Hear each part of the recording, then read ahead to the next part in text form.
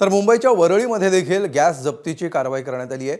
या कारवाईमध्ये HP कंपनीचे 6 भरलेले आणि 58 रिकामे गॅस सिलेंडर जप्त करण्यात आले।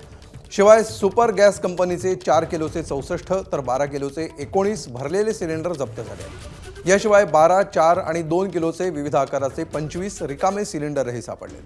हे सिलेंडर बेकायदेशीररित्या रिफिलिंग करून काळ्या बाजारात विकण्यासाठी ठेवण्यात आले होते।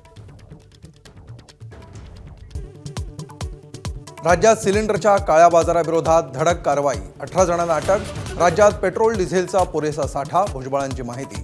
तर सरकारनं चुकीची माहिती दिल्यामुळे लोकांच्या रांगा, विरोधकांचा आरोप।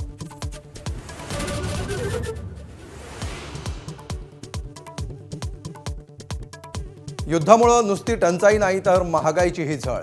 खाद्यतेलाच्या किमती प्रति किलो 8 ते 12 रुपयांनी महागल्या।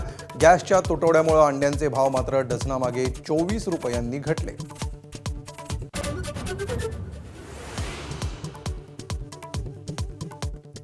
महसूल मंत्री चंद्रशेखर बावनकुळेंकडून भाजप आमदार नरेंद्र मेहतांना क्लीन चिट।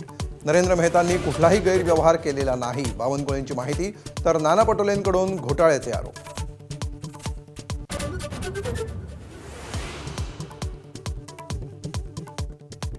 उद्या 10वीचा भूगोलाचा पेपर नियोजित वेळापत्रकानुसारच होणार। सांगोल्यातील पेपर चोरीच्या घटनेनंतर बोर्डानं मागवला अहवाल, मात्र पेपरच्या वेळेत कोणताही बदल नाही।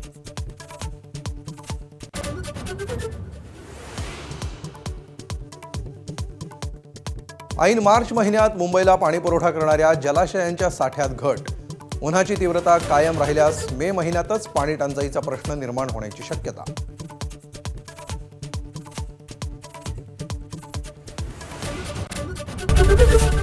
एबीपी माझा, उघडा डोळे बघा नीट।